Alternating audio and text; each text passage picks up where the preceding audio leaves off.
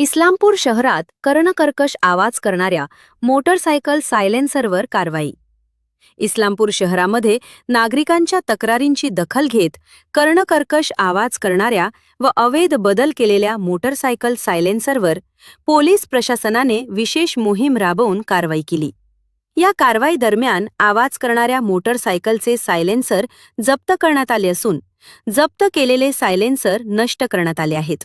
या मोहिमेमुळे शहरातील ध्वनी प्रदूषणावर नियंत्रण मिळवण्यास मदत होणार आहे. सदर कारवाई उपविभागीय पोलीस अधिकारी अरुण पाटील यांच्या मार्गदर्शनाखाली पार पडली.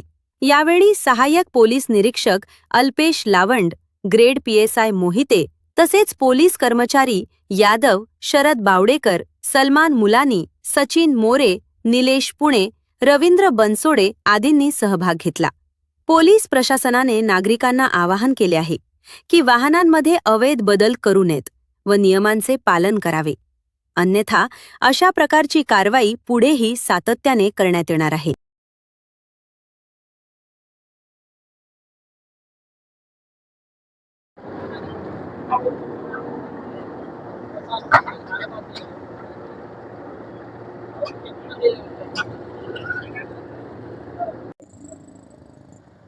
सांगली जिल्ह्याचे माननीय पोलीस अधीक्षक तुषार जोशी सर, ईश्वरपूर डिव्हिजनचे माननीय SDPO अरुण पाटील सर यांच्या मार्गदर्शनाखाली ईश्वरपूर वाहतूक शाखा यांच्या मार्फतीने ईश्वरपूर शहरामध्ये वाहतूक नियमांचं उल्लंघन करणाऱ्या वाहन चालकांवरती आम्ही कारवाई करत आहोत.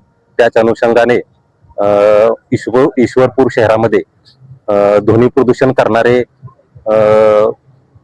जे मॉडिफाईड सायलेन्सर आहेत, ज्याच्यामुळे रुग्ण, शाळेतील विद्यार्थी, इतर नागरिकांना ज्याचा त्रास होत होता, अशा भरपूर तक्रारी आमच्याकडे प्राप्त झाल्या. त्या अनुषंगाने आम्ही वरिष्ठ अधिकारी यांच्या मार्गदर्शनाखाली ज्या बुलेट चालकांनी त्यांचे सायलेन्सर मॉडिफाईड करून लावले होते, ज्यांच्यामुळे खूप त्रास होत होता, असे सर्व सायलेन्सर आम्ही बऱ्यापैकी काढून घेऊन त्याच्यावर रोलर फिरवून ते नष्ट केलेले आहेत.